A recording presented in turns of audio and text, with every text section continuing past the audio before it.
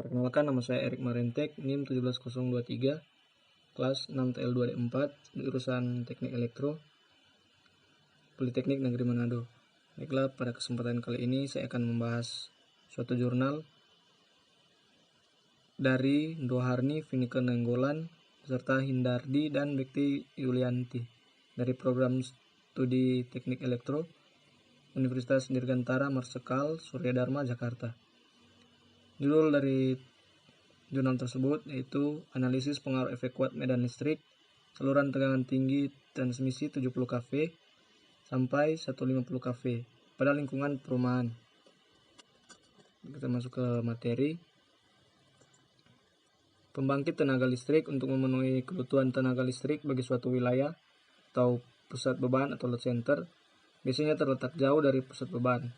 Jarak antara sumber tenaga listrik dengan pusat beban biasanya mencapai puluhan bahkan sampai ratusan kilometer yang disalurkan lewat jaringan atau saluran transmisi. Namun jaringan transmisi tegangan tinggi sebesar 150 kV tersebut dapat menimbulkan medan listrik yang akan berpengaruh terhadap muatan-muatan di sekitarnya, termasuk terhadap lingkungan perumahan dan manusia yang berada di sepanjang jaringan tersebut. Atas dasar pertimbangan ini, maka perlu ada kegiatan analisa pengaruh kuat medan listrik mengacu pada rumus dasar hukum Coulomb dan mengukur objek penelitian lingkungan perumahan yang dilalui saluran transmisi. Dari penelitian yang sudah dilakukan, ditemukan kuat medan listrik masih standar aman untuk manusia. Dengan mengacu pada standar WHO yang menjelaskan bahwa medan listrik akan berpengaruh pada manusia dengan standar 5 kV per M. Sistem tenaga listrik adalah kumpulan dari peralatan-peralatan tenaga listrik yang terdiri dari pembangkit tenaga listrik, gardu induk penaik tegangan 7 kV sampai 150 kV, saluran transmisi dan sampai ke beban dari gardu induk, penurun tegangan. Alasan penggunaan tegangan tinggi pada saluran transmisi 150 kV adalah karena jauhnya pembangkit dari konsumen, maka diperlukan tegangan tinggi 150 kV. Karena tegangan jatuh atau voltage drop yang diakibatkan oleh tegangan tinggi dengan tahanan dalam kabel akan lebih kecil dibandingkan dengan menggunakan tegangan yang lebih rendah. Seperti yang kita ketahui bahwa pembangkit tenaga listrik itu sampai saat ini masih menggunakan generator yang pada prinsipnya adalah mesin berputar. Sangat ditentukan oleh isolasi dari generator tersebut. Menaikkan tegangan secara bertingkat itu dengan menggunakan transformator, kemudian hal tersebut harus aman terhadap manusia dan lingkungan sehingga mudah dioperasikan dan ekonomis. Prinsip dari sebuah saluran hantaran udara akan menimbulkan medan listrik yang melingkar di sepanjang saluran. Begitu juga halnya dengan saluran transmisi 150 kV, efek medan listrik dan medan magnet yang ditimbulkan akan berpengaruh terhadap lingkungan di sekitar, terutama bagi makhluk hidup di sekitarnya. Inilah yang melatar belakangi pengangkatan jurnal ini, bagaimana pengaruh kuat medan listrik tegangan 150 kV terhadap lingkungan perumahan dan manusia di sekitarnya. Metode yang dilakukan dari eksperimen pada tahun 1746, hukum Coulomb mendapatkan berikut kayak interaksi antara dua benda titik bermuatan listrik sebanding dengan muatan masing-masing dan berbanding terbalik dengan kuadrat jarak antara kedua muatan tersebut. Gaya interaksi tarik-menarik bila muatan berbeda, tanda dan tolak menolak bila bertanda sama. Peristiwa tersebut dikenal dengan hukum Coulomb. Secara matematik, kita dapat menuliskan hukum Coulomb seperti sebuah benda bermuatan Q1 ada pada vektor posisi R1 dan benda titik bermuatan Q2 pada vektor posisi R2. Vektor posisi Q1 relatif terhadap Q2 adalah R12 dengan R1 kurang R2.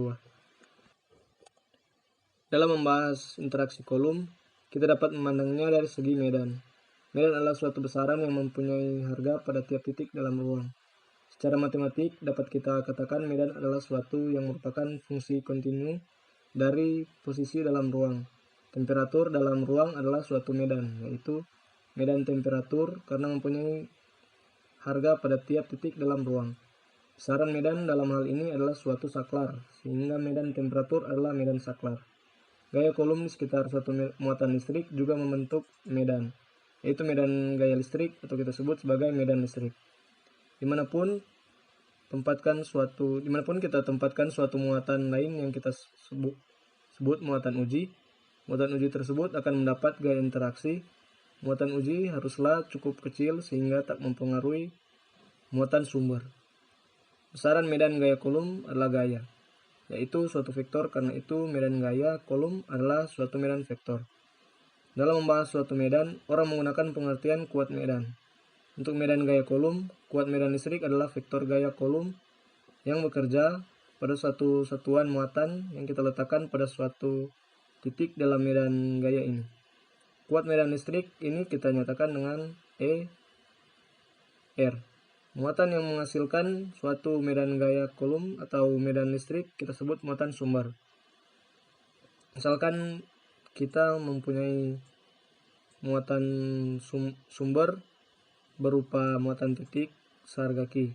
Kuat medan listrik yang kita nyatakan dengan E pada suatu vektor posisi E terhadap muatan sumber tersebut adalah gaya medan pada satu satuan muatan uji. Perhitungan kuat medan listrik di bawah saluran transmisi ditentukan oleh beberapa variabel, antara lain 1. Tegangan fase yang pada saluran, 2. Jarak fase terhadap bumi, 3. Objek pelindung yang berada di bawah saluran. Pada ketentuan yang ketiga di atas, objek pelindungnya adalah pepohonan. Objek pelindung tersebut mempunyai faktor pelindung yang dapat mengurangi intensitas medan listrik di bawah saluran transmisi. Seperti yang sudah dibahas, itu faktor pelindung dari objek pelindung yang berada di bawah saluran transmisi perhitungan kuat medan listrik.